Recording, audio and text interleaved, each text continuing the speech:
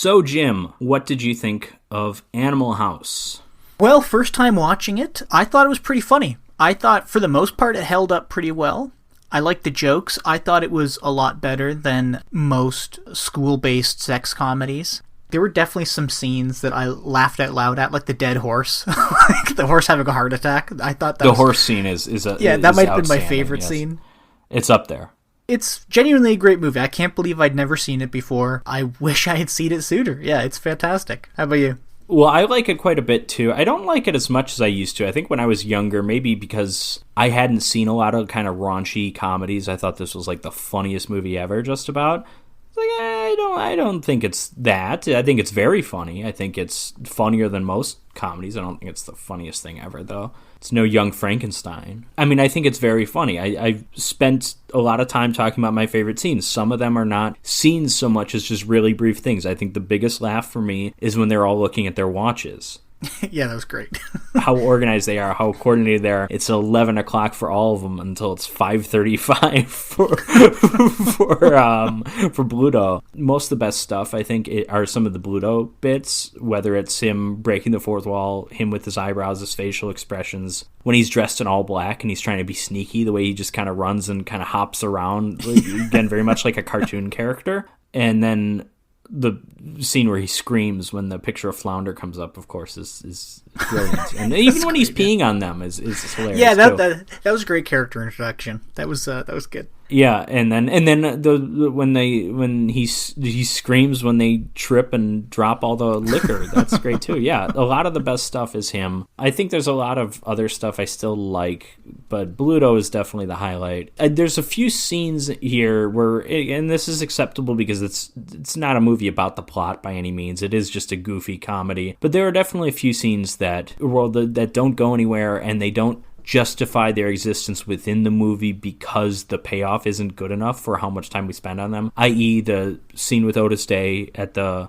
black nightclub, the scene with Jennings and smoking pot, and maybe the handjob scenes with Greg, maybe even a little bit. And I mean, it's not a perfect movie, and we talked about some of the more problematic aspects, obviously, but I also think I mentioned this a while ago, but I'm going to combat your classification of this as a boner comedy. Please do. Yeah, go for it. There's an aspect to that, of course.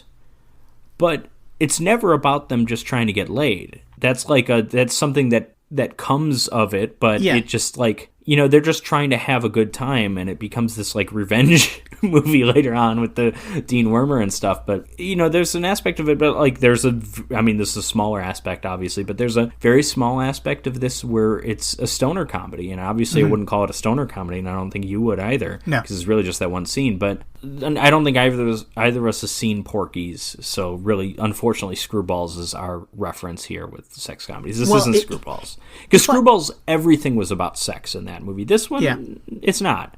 There's a lot of the best humor is, it's the lines like 7 years of college down the drain. It's all that stuff. I agree with you because, I was just calling it a boner comedy because I think that's what this type of movie has been called. But I think because Animal House spawned so many actual boner comedies. Like, if we're going to compare Animal House to a movie, we could compare it maybe to Revenge of the Nerds. Which I also haven't seen, unfortunately. Oh, okay. Yeah, so like that movie, just quickly, literally in the title, Revenge of the Nerds, it is a boner comedy about these nerds kind of coming of age and meeting women and proving that nerds are quote-unquote cool. Sure. There's something to do with like the dean in that movie too. I haven't seen it in a long time. But that is a boner comedy because there is so much sex and nudity, and a lot of large portions of the plot revolve around sex. Yeah. With Animal House, something that surprised me, because this is a famous comedy, and again, it's seemingly or apparently, or I'm sure it did, spawn all kinds of these collegiate-based comedies. I was surprised at how little nudity and sex there was in the movie, and how little the plot actually revolved around it. Yeah, I guess that's my point, is that it's a feature of the film for sure. But sex, nudity, that's an aspect of juvenile humor, obviously, but there's just so much more humor that has nothing to do with that. And if this is a sex comedy, this is one of the few that's like critically acclaimed in a way, right? Because most of those movies, like, they might do well, but they're not going to be respected by critics. This movie's, what does it have on Rotten Tomatoes? I'm going to look that up really quick. Well, as you look that up, I'm going to make a point here. This movie has kind of stood the test of time. Sure, things are a little 91% on Rotten Tomatoes. That is absurdly high for like a sex comedy. A lowbrow comedy specifically, I guess. Yeah. Because lowbrow is certainly a fair classification. This isn't highbrow cinema by any means. I think even though some things have aged poorly in this movie, and unfortunately we have that story about Miss Holcomb, this did age pretty well, and I think it's because sex isn't stressed in it. You know what I mean? It's not revolving around sex and whatever else that most youth comedies would come to be based around. This is more concerned about making actual jokes. The sex isn't the joke. The nudity isn't the joke. It's actual jokey jokes.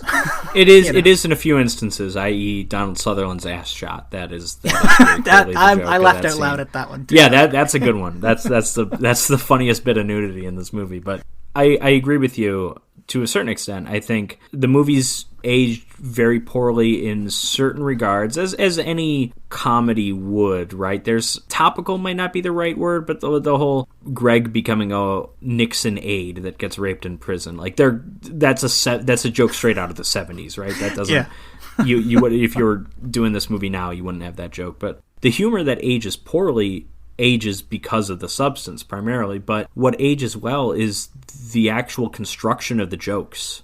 Yes, you're right. The editing, the things in the like the what you talked about with the dead horse in the background and the timing of that whole scene when he busts out the chainsaw, like all that stuff is great. You know, there's some good slapstick here, but there's just like a lot of good just visual jokes and the jokes that are created in editing specifically too that I appreciate. And there's also a lot of just John Belushi's facial expressions are just hilarious. They just are, like, you know. Yeah, it's a shame that, I mean, I enjoyed him in this movie, but I just wish he had more lines so he could say funny things instead of just do funny things. Sure. But I also feel like maybe...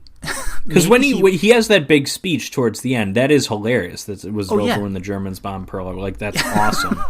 But you're right. He doesn't have too many lines other than that. Well, and I'm also wondering if it's possible that by this point, you know, John Belushi was just showing up to set like fucked up every day, like so fucked up that he wasn't remembering lines. You know, it's possible. But I'm also going to say, referencing what we read about Sarah Holcomb in the Wikipedia article, and also knowing what I know about Caddyshack and just comedy of this era, I'm going to say he probably wasn't the only one if he was like that. Yeah.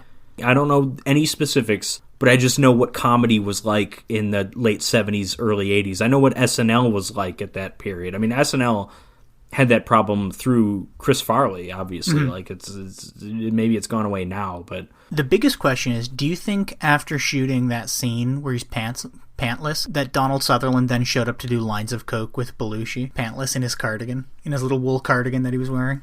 It's a good question. I do, maybe it's because I've seen his character in the movie, but I picture Donald Sutherland as a stoner, not so much a cokehead, you know? If I ever meet him, I'll ask him. Well, you better hurry. He's pretty freaking old. I know. Right? I looked up. I thought he was dead, actually, but I forgot. It was Christopher Plummer that died recently. Yeah, I don't know how you could possibly get those two mixed up. I get them both mixed up all the time. I'll tell you what, I know his son, Kiefer, had some major issues early on when he was younger, drugs and stuff, so...